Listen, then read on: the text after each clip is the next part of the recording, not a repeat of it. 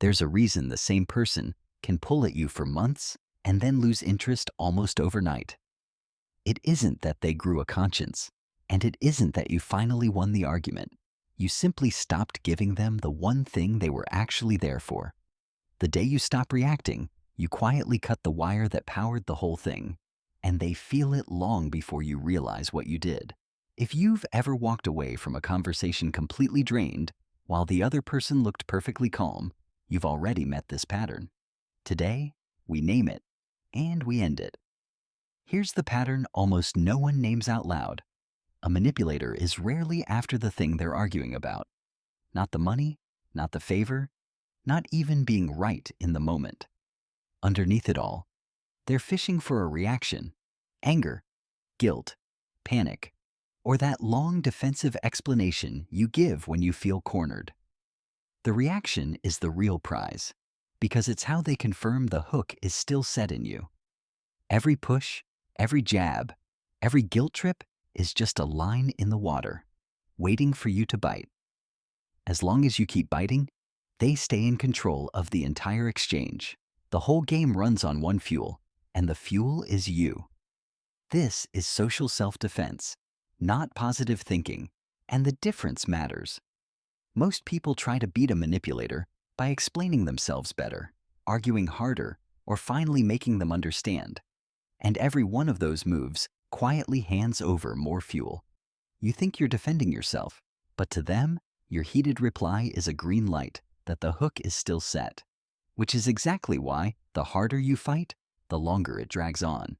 It feels backwards, but the loudest, most justified response is usually the one that keeps you trapped the longest. Real self-defense here looks like doing less, not more, which is exactly why almost no one figures it out on their own. The power was never in the perfect comeback. It's in starving the machine completely. So here is what happens, step by step, the moment you do. Number 1, your reaction is the reward, and rewards train behavior. Picture the relative who says something cutting at dinner, then leans back to watch you defend yourself in front of everyone. You feel exposed and small. They look quietly satisfied. That satisfaction is the payout they came for. Somewhere along the way, they learned that this exact button produces a reliable show, and people repeat whatever pays out, whether they'd admit it or not. It works, like a slot machine that hits every time you pull the handle. So, of course, they keep pulling. The moment you go calm, the payout stops, and a behavior that stops being rewarded fades on its own. The same way a machine you stop feeding eventually goes quiet. You're not winning the fight in front of you. You're removing the prize that made it worth starting. Number 2, no reaction means no information. A manipulator steers you using feedback. They say something pointed and study your face to decide the next move. Your reactions are the map they navigate by. Think of the coworker who floats an insult disguised as a joke, purely to see if you flinch, then pushes harder or backs off depending on what your face does in that half second. Stay flat, and that map goes blank in their hands. They poke, nothing comes back, and they genuinely can't tell if it landed, if you're upset, or if you even noticed. And that uncertainty unsettles someone who relies on reading people to operate. A blank face gives them nothing to work with and nothing to aim at next. You cannot be steered by someone who can't read which way you're leaning. Number 3, calm reads as power. There's an unspoken rule people feel, but never say. Whoever cares less tends to control more. When you're frantic and they're relaxed, they look like the one in charge of the room. The instant you go still and unhurried, that impression flips in front of everyone watching. Picture any argument you've seen. The person raising their voice always looks like they're losing, even when their point is better, while the one answering slowly seems untouchable. Power in a room quietly moves toward whoever looks the least desperate to win it. You don't announce that you've taken the high ground. You take it by refusing to climb down into the mud with them. Number 4, drama needs an audience, and you just left. So much manipulation is really theater. The heavy sighs, the sudden outburst, the cold silent treatment designed to make you chase. All of it only works while someone is watching and visibly reacting. When you stay calm, you walk out of the show in the middle of the scene, and a performance playing to an empty room quickly starts to feel pointless, even a little embarrassing. You've watched how fast a tantrum dies the second nobody is impressed. Take away the audience, and most of the drama can't survive on its own. It was never built to run without your attention feeding it from the front row. Number 5, you stop handing them the story. Manipulators love a reaction because they can twist it later. Raise your voice, and suddenly you're unstable. Defend yourself, and suddenly you're obsessed. It's exactly why the calm person so often gets painted as the crazy one, just for finally snapping where other people could see. You've probably watched it happen in a group. The quiet one finally reacts, and now they're the dramatic one, while the person who provoked them looks innocent. When you stay even and brief, there's nothing dramatic to quote, screenshot, or repeat to anyone else.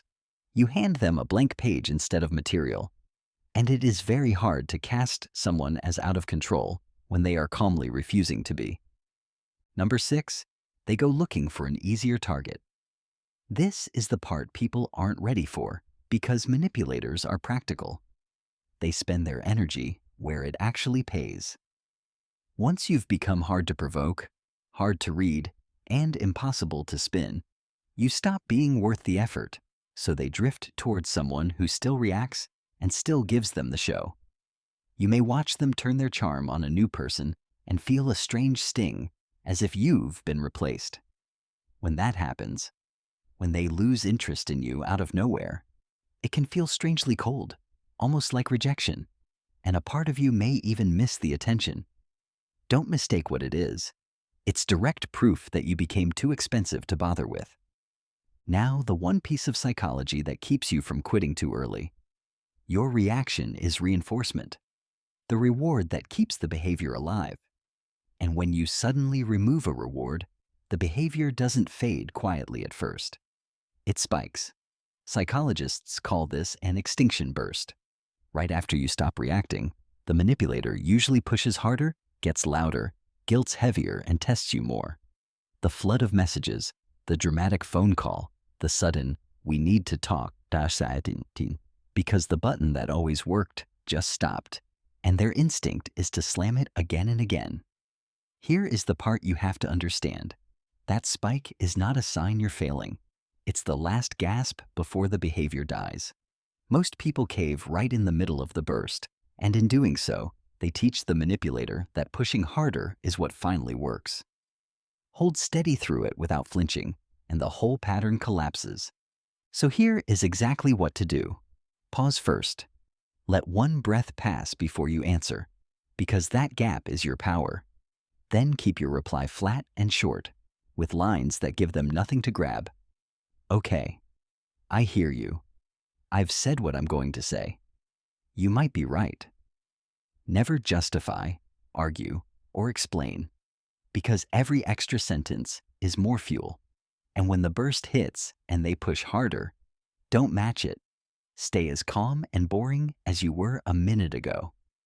The rule under all of it: no words, no game. Staying calm isn't pretending you feel nothing. You feel all of it. You simply stop letting people press your buttons like a remote they own. The reaction they were hunting for was the leash the entire time. They don't back off because they suddenly respect you. They back off because you stopped being usable, and a person who can't be used can't be controlled. You cannot be controlled by someone you refuse to react to. That is Law 58, the rule no one taught you. If this finally explained the pattern you've been living inside, the one that drained you for years, the next step is making that calm work for you on purpose. So, watch the next one on why people respect you more when you talk less. And subscribe, because these are the rules most people never explain out loud.